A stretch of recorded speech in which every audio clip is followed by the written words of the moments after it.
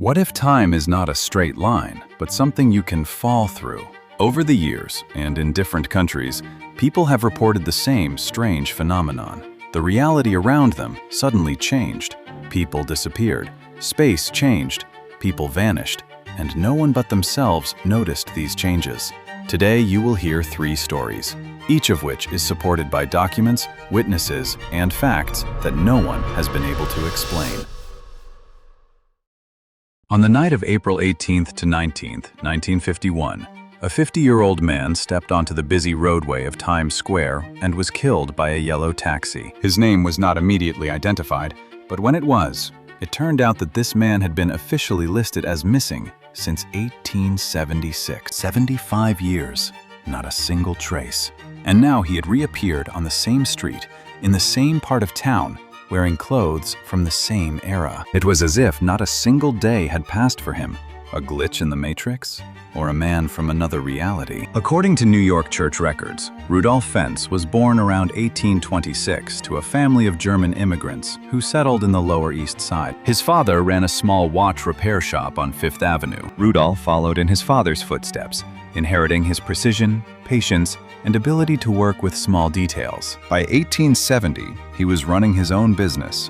According to the City Trade Register, the firm R. Fentz & Son Clockmakers was located at 24 Green Street, in a neighborhood that is now occupied by modern office buildings and has not preserved a single house from that era. Neighbors described him as neat, reserved, but polite. He wore a long gray frock coat, a waistcoat with brass buttons, and a narrow tie tied in the fashion of the 1870s. His hair was always neatly parted, and he never left the house without a hat. His colleagues in the craft workshop recalled that Fentz was a little strange. He rarely talked about his personal life, never complained, and hardly ever laughed, but he knew his business. In June 1876, the exact date is not recorded in the documents, Rudolf Fentz left his home on Green Street and never returned. His wife, Martha Fentz, née Koenig, reported her husband missing 3 days later. The police questioned neighbors and searched nearby apartment buildings and taverns.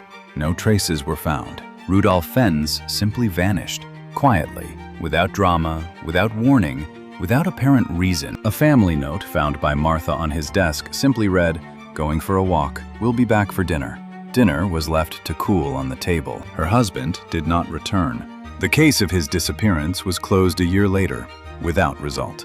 Martha lived another 20 years without ever remarrying. Their only son, Otto Fentz, inherited the workshop, but it closed in 1890. By the beginning of the 20th century, the Fentz family had disappeared from the city records, like thousands of other immigrant families. And now it is April 1951. On April 18th, around 10:30 p.m., at the intersection of 7th Avenue and 46th Street, Joseph Crouch, a 38-year-old driver for the Yellow Cab Company, noticed a figure appear in the middle of the road out of nowhere. Crouch would later give a statement that investigators would record verbatim. He wasn't crossing the street. He didn't step off the sidewalk. He was just there, in the middle of the lane. I didn't even have time to hit the brakes.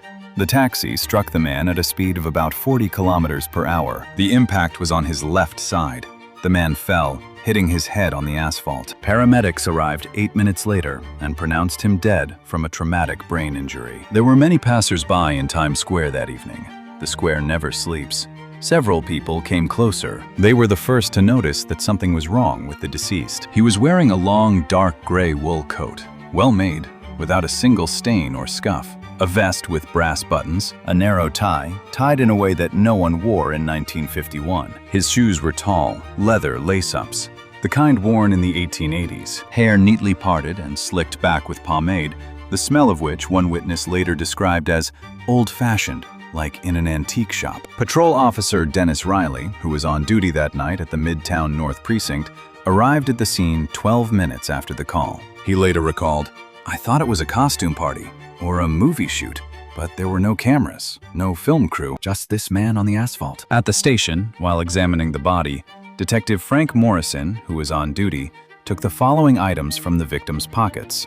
3 1-cent coins from 1872, without any signs of wear, as if they had just been minted. 1 25-cent coin from 1868, also in perfect condition. A thick cardboard business card engraved with the words, "Rudolf Fentz, clockmaker, 24 Green Street, New York.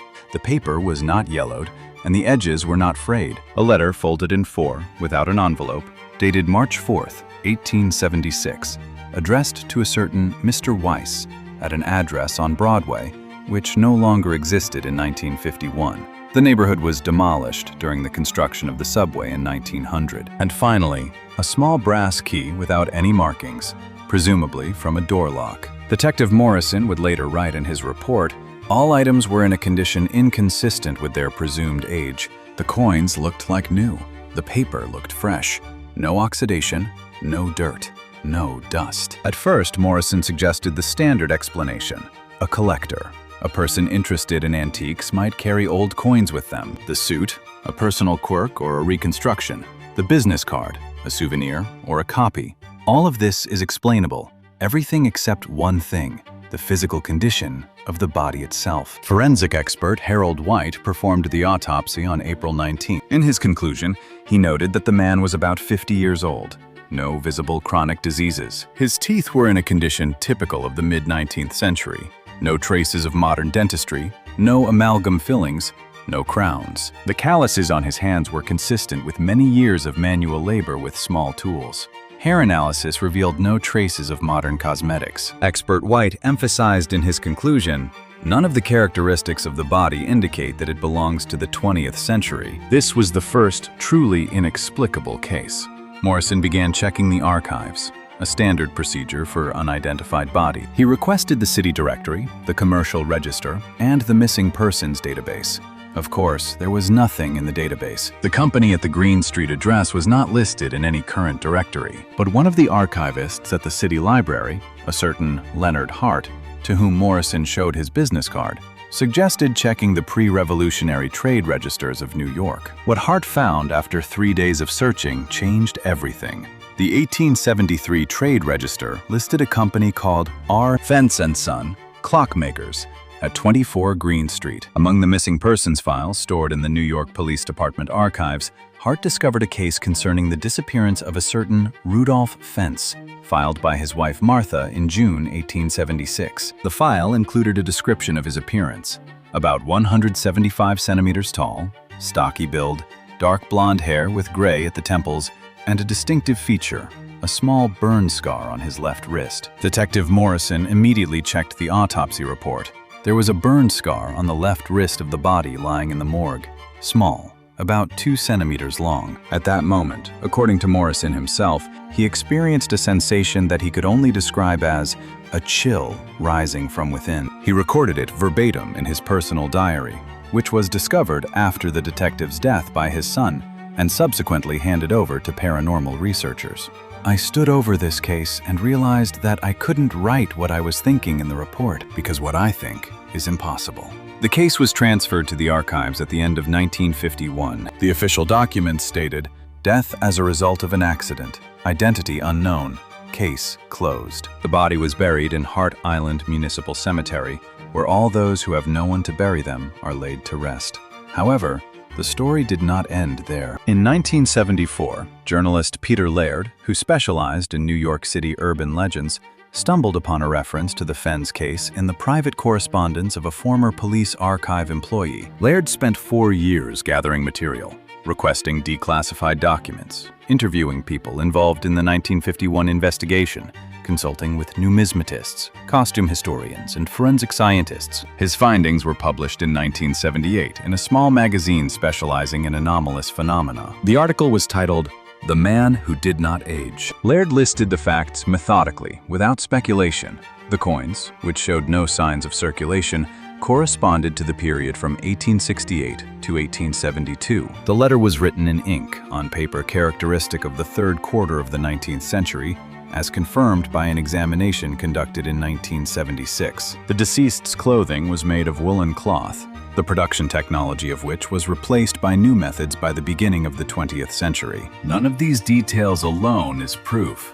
Laird wrote, "but together they form a pattern that is difficult to explain by collecting or theatrical reconstruction. The man did not simply wear old things, he lived in them. His body matched the era no less than his clothing. The versions put forward by skeptics sounded convincing in their own way. Psychiatrist Robert Kane, commenting on the case in 1979, suggested chronic dissociation syndrome, a person so deeply immersed in the past that they reproduce it in every detail, down to clothing and objects. But this version did not explain the physiological data: teeth without modern fillings, tissues without traces of modern chemicals, hair without synthetic cosmetics. Numismatist Victor Hoffman, who examined the coins in 1976 at Laird's request, concluded, "The degree of metal preservation corresponds to coins that were in circulation for no more than 2 or 3 years. This is impossible if the coins were minted in the 1860s and 1870s.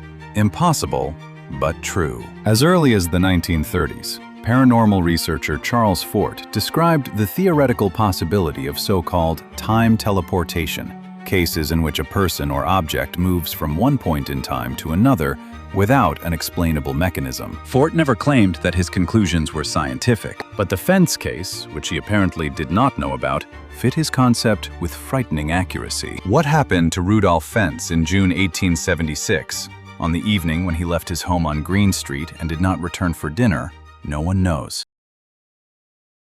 On August 21, 1901, 52-year-old Charlotte Ann Mobley walked out of the gates of the Palace of Versailles at around 2 o'clock in the afternoon, and 10 years later, she would publish a book that would be studied by historians, psychiatrists, and physicists. But what she described turned out to be so accurate in details that she could not have known, as the official French archives still keep the relevant requests classified as not for public disclosure. In 1901, Charlotte Moberly held the position of director of St. Hugh's College for Women in Oxford. 52 years old, strictly Protestant, with a habit of keeping detailed diaries, she recorded everything: expenses, itineraries, weather, conversations. Next to her is her friend and colleague, Eleanor Frances Jordan, 47 years old, a French teacher, pedantic, methodical, with a reputation for being completely sane. Both were among those who would be considered reliable witnesses. Neither was prone to fantasy. Both were accustomed to taking notes. They traveled through France together, which was quite common for two unmarried, educated English women at that time. Versailles was included in the itinerary as a cultural obligation, nothing more. Eleanor had been to France before, Charlotte had not. That day, they arrived from Paris by train, bought tickets, and entered the palace around noon. It was an unusual day. Later, both women would independently describe it in the same words: oppressive, motionless, like before a storm that never comes. The temperature on the thermometer at the Versailles train station was 28 degrees Celsius. The sky was pale, almost white, without a single cloud.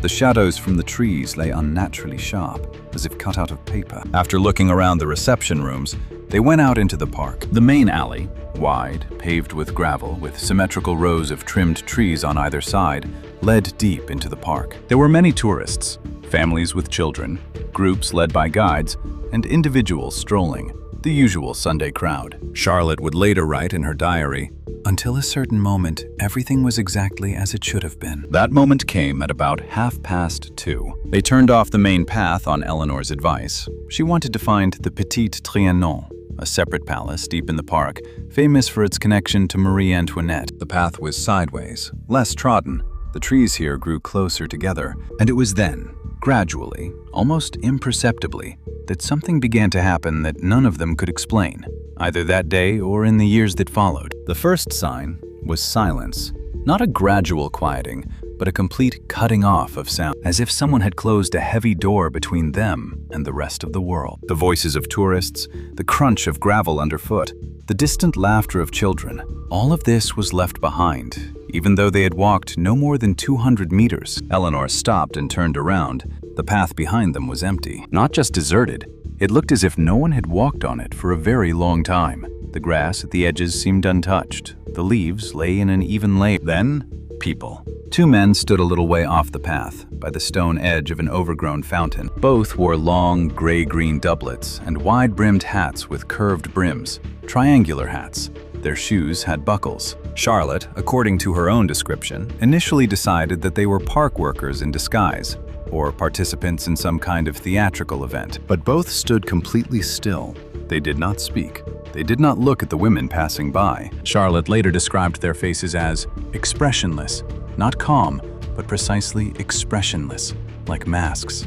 Eleanor felt the urge to leave. Later, she would write, "I felt physically ill, not scared, not anxious, but ill, as if from the smell of something stale, even though there was no smell." They continued walking. Around the bend in the path was a small lawn. A woman was sitting on a bench at the edge of the lawn. A white dress with a wide skirt, a bodice, sleeves at the wrists. These were all details that Charlotte would later describe with surprising accuracy. On her head was a small hat, more like a bonnet, with a pale green ribbon. The woman was holding something like an album or a large notebook in her hands, and apparently was drawing. She did not raise her head when they passed by. The face that Charlotte saw in profile for a moment was very pale and very beautiful, but completely impassive. Eleanor did not see the woman, or claimed not to have seen her. This is the first discrepancy in their statements, and it is important.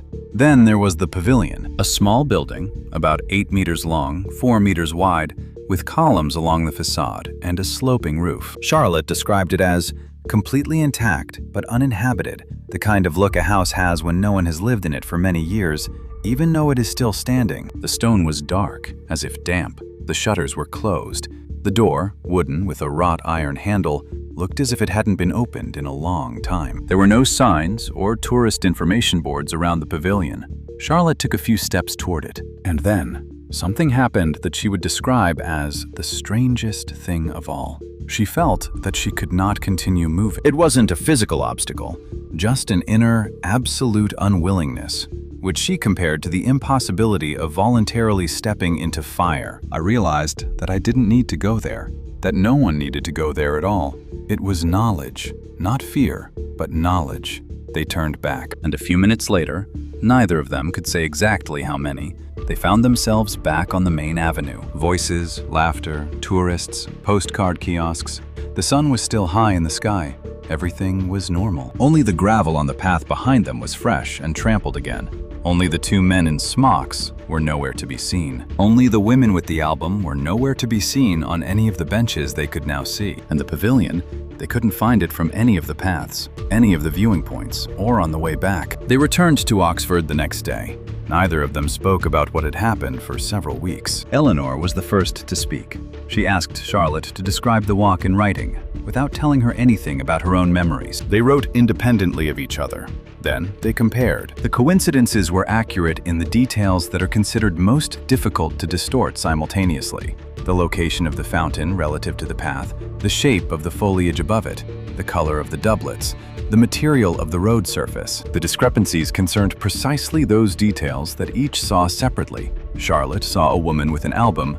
Eleanor did not. Eleanor saw a third person standing at a distance by the fence. Charlotte did not. Then Eleanor, as a French teacher, began working with the archives. The first discovery was old plans of the Versailles Park from the 18th century. On one of them, dated approximately 1780, a small pavilion was marked in the part of the park where they were walking. It was called the Belvedere and was built on the orders of Marie Antoinette for secluded walks. By 1800, the building had been demolished. By 1901, nothing remained of it, neither the foundation nor any mention in tourist guides. The second discovery was the costumes. Eleanor turned to a colleague, a fashion historian at the University of London, with descriptions of the clothing she had seen. He replied that similar styles of doublets, with the specific details she described, sleeve slits, buttons on the cuffs, hemline, were characteristic of French court dress in the 1780s, and by the beginning of the 20th century, were no longer reproduced in any theatrical productions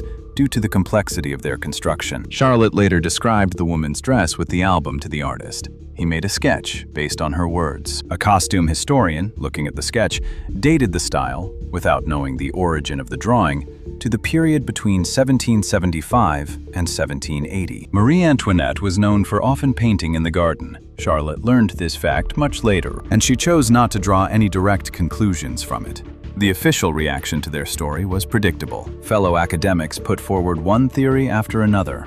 Exhaustion from the summer heat, the effect of collective self-suggestion, accidental observation of a theater troupe, or a private historical celebration. The last version seemed the most convincing, until it became clear that no public or private historical events had taken place in Versailles that day. This was confirmed by the palace administration in response to an official request sent by Eleanor. Psychiatrist William Hoyle of Manchester University, who studied their testimony in 1910, wrote in a private letter, which was later published, that the testimony of both women shows no signs of hysterical disorder, hallucinatory episode, or manic exaltation. They described their experience consistently, methodically, without sensationalism.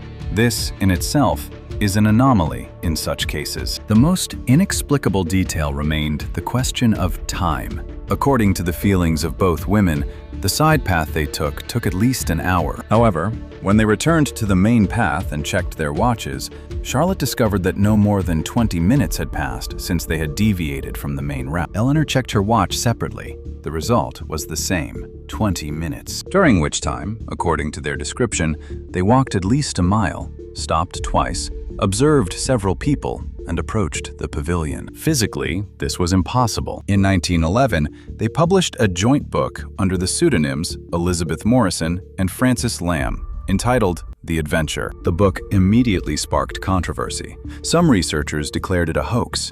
Others, especially those involved in early phenomenology and the study of perception anomalies, took it seriously. French historian Pierre Denollet conducted his own research in the archives of Versailles and in 1914 published an article in which he stated, "The location of the described pavilion, fountain, and lawn corresponds exactly to the 1782 park plan and does not correspond to any plan drawn up after 1800. His article was published in March 1914. In August, the war began. The article went unnoticed. Eleanor Jordan died in 1924. Until her last days, she insisted that the events they described happened exactly as they described them. Charlotte Mobley outlived her by a year, passing away in 1925. Among her personal papers, which were transferred to the archives of St. Hugh's College, an unfinished text was found, apparently a second draft of the book, in which she attempted to systematize all the details once again. This text contains a phrase that is quoted more often than others. "I do not claim that we have been to the past. I claim that we saw something that the past has not yet left behind." In 1981, a group of researchers from the University of Edinburgh, led by Dr. Jane Harley, attempted to systematically compare Moberly and Jordan's testimony with historical sources. The results were published in an academic journal on anomalous psychology. They found that 7 of the 14 details described, from the location of buildings to the features of the landscape, corresponded exactly to historical sources from the 18th century and could not be explained by familiarity with tourist materials available in 1981. These materials simply did not contain such information. The location of the demolished pavilion was not marked on any map available to the general public until the 1930s, when French archivists conducted a large-scale inventory of historical plans of Versailles. This means that in 1901, it was virtually impossible to guess where Marie Antoinette's Belvedere stood. There is still no rational explanation for this. There are many theories. A perception anomaly caused by heat stress, a collective illusion reinforced by the architectural atmosphere of the park, a phenomenon that theoretical physicists of the late 20th century would call time layering, the hypothetical possibility of the temporary superimposition of two realities in a space with high historical saturation. But none of these versions explains the accuracy of the details recounted by the heroines of the story. On Thursday, September 14, 1996, 34-year-old insurance clerk Frank Knowles walked down Liverpool's main street and returned home pale, with wet palms and a persistent feeling that something inside him had broken, irreversibly and quietly. 3 days later, he found a photograph from 1952 in the archives of the city library. It was a shop, the very same shop, with the very same sign he had read with his own eyes in the middle of an empty, yellowed, irregular version of Bold Street. The archivist, to whom he showed the photograph and told what had happened, later said that Knowles looked like a man who had just been told of his own death. There was never an official explanation for this incident. Frank Knowles was exactly the type of person whose presence goes unnoticed in a crowd, not because of his dullness, but simply because of his predictability, which was almost reassuring. 34 years old, married to Linda Knowles, 2 children, Toby, 9, and Katie, 6. He had worked in the insurance department of Northwest Assurance on Hardman Street since he was 22. He drove to work in a dark blue 1989 Ford Escort, which, according to his wife, was more important to him than a second pair of shoes. On Fridays, he would buy a cheese and pickle sandwich for lunch at a small diner on Bold Street, so regularly that the owner would start preparing his order before Frank even appeared in the doorway. He read newspapers, not books. He was a casual Everton fan. He drank tea with milk. He didn't smoke. He didn't drink hard liquor. There were no psychiatric diagnoses in his medical records. A clean slate. He knew Bold Street like the back of his hand. He had been going there since childhood. He knew where every shop was. He knew what the coffee at Whitworth's bakery smelled like on a cloudy day. He knew where the sidewalk sloped down slightly and you had to slow your pace. It was his street, one of the few parts of the city where he felt something like affection. September 14th, 1996 was cloudy but rainless, a typical Liverpool autumn day. The sky was gray and low, the air was damp, and the smell of asphalt mingled with something metallic. Knowles left the office around 1:30 in the afternoon, lunch break. It was about 13 degrees Celsius outside. He was wearing a light gray anorak jacket and white Nike sneakers he had bought a month ago. Bold Street was about 800 meters from his office. The usual route took about 10 minutes on foot. He thought about picking up his coat from the dry cleaners by Friday and about Linda asking him to buy something for dinner. Nothing special. No worries, no stress. Later, he deliberately went over that day in his mind, trying to find anything unusual that might have preceded what happened. At 2:03 p.m., he figured this out later by checking when he left and when he got back. He turned the corner onto Bold Street, and something changed. He described it this way: not like a sharp blow, more like when you dive into water. First the surface, then the pressure, then the silence. The noise of the city did not disappear instantly. It began to fade. Slowly, as if someone were gradually turning down the volume on a huge control panel. The roar of cars grew quieter, then turned into something lower and different. The clicking of the traffic light at the intersection stopped. The smell of exhaust fumes was replaced by something else, something sharper, and at the same time more organic, like a different kind of gasoline mixed with tobacco smoke. The light changed. It didn't get darker, but everything seemed to take on a yellowish tint. Knowles compared it to watching old newsreels. The colors hadn't disappeared, but they had changed, as if they had been passed through a filter that removed the blue and added ochre. He kept walking. It is this fact that seems most strange in retrospect. He didn't stop, not out of courage, out of confusion. His body kept moving while his mind tried to comprehend what was happening. One step, another step. He looked at the shop windows, where the Sainsbury's supermarket should have been.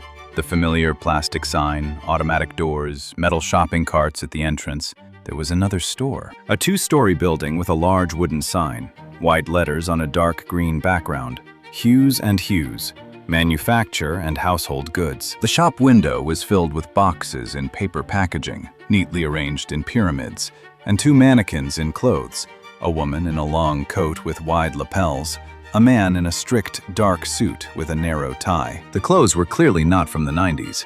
There were cars on the road.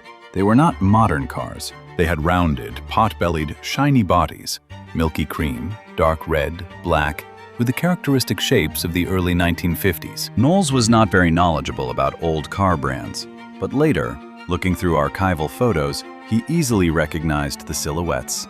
Morris Oxford, Austin A40. They stood by the sidewalk or slowly drove by. The sound of their engines was different, rougher, more mechanical. People. That's what struck him the most. The people around him were dressed differently, not in carnival costumes, just in clothes that people wear without thinking about them. Men wore hats, mostly felt ones with brims. Women wore skirts below the knee and coats with belts. Children held their mother's hands. No one was looking at their phones. No one was carrying plastic bags with retail chain logos. One man, about 50 years old, wearing a brown tweed jacket with a newspaper under his arm, looked at Knowles. Then he looked again, slowly. His gaze lingered on the white sneakers, on the modern cut jacket with a zipper, on the lack of a hat. Knowles felt a wave of cold wash over his neck. He couldn't say how long it lasted. Subjectively, a few minutes. He walked, saw, heard, breathed, and everything was different. He saw the name of the alley on the corner tile, Hayes Lane. The alley existed in his time, he knew that, but the sign on the tile was different.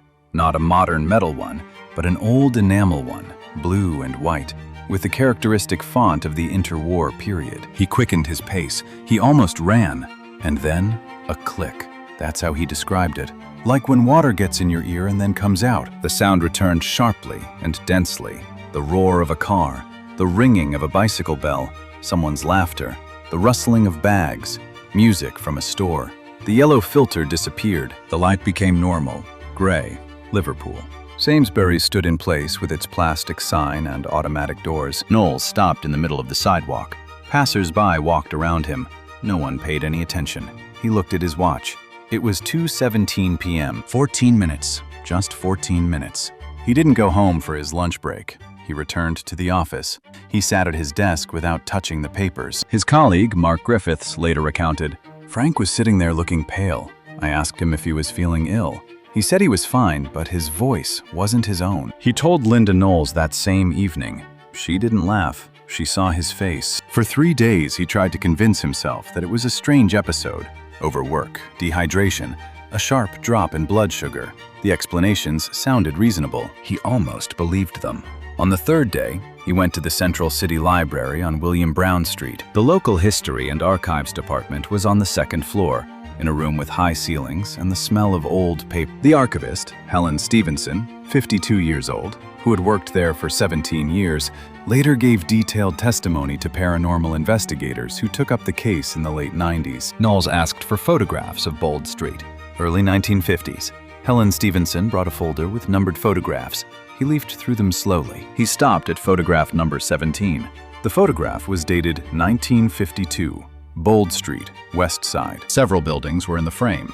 Among them was a store with a dark green sign, white letters, Hughes and Hughes, Manufacturing and Home Goods. Helen Stevenson later wrote, "He put the photo on the table and looked at it for a long time. Then he said, 'This is what I saw.' I thought he was talking about the photograph, but he wasn't talking about it." Archival records confirmed that the Hughes and Hughes store did indeed exist on Bold Street from 1948 to 1960. It was located on the site where Sainsbury's now stands.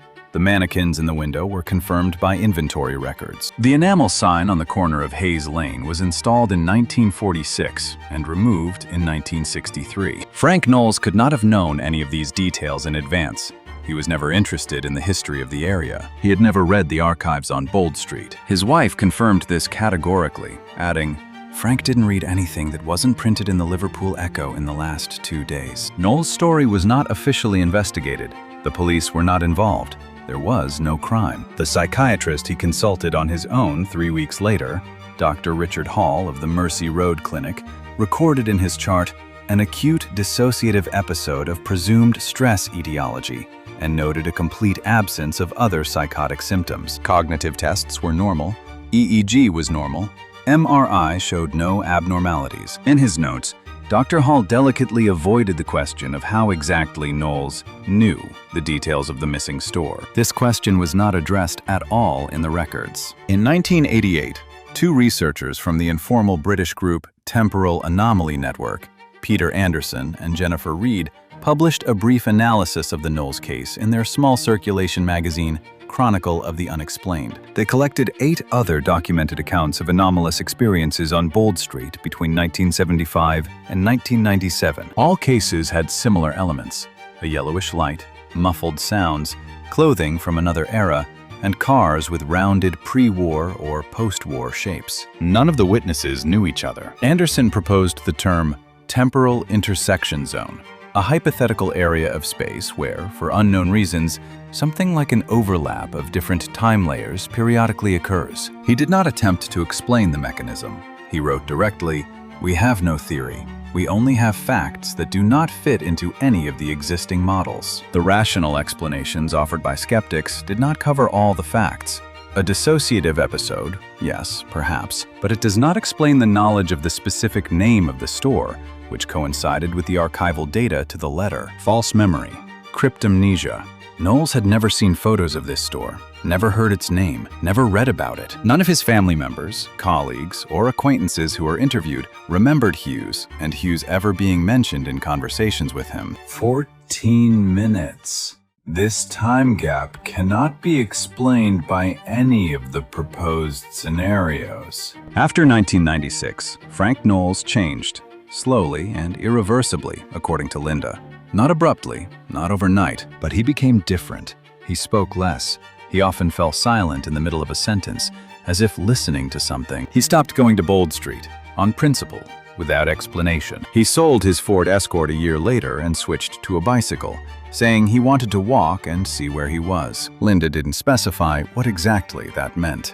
In 2001, he resigned from Northwest Assurance after 12 years of service. He got a job as a custodian at a small municipal archive in North Liverpool. According to his new employer, Knowles showed an unusual interest in old maps and photographs of the city, especially to photographs from the 1940s and 1950s. When Peter Anderson found him in 2003 and asked for an interview, Knowles agreed, but on one condition: no tape recorder and no names in the publication. The conversation lasted 2 hours. Anderson recorded it from memory immediately after the meeting. The only direct quote he included in his materials: "I don't know what it was, but I know it was real," because hallucinations don't know the names of shops. Bold Street still stands in its place in the center of Liverpool. The same route, the same cobblestones, the same turns. Sainsbury's was replaced by another tenant, then another. Life on the street continues at its usual pace. Among paranormal researchers interested in this place, there is still no consensus. Some consider Bold Street to be a place with persistent anomalies, a hotspot where space-time behaves erratically for unknown reasons. Others believe that Knowles' story is a single psychological case that happened to fit nicely into the archive material by coincidence. Still others remain silent. Which of these 3 stories do you believe? Share your thoughts in the comments.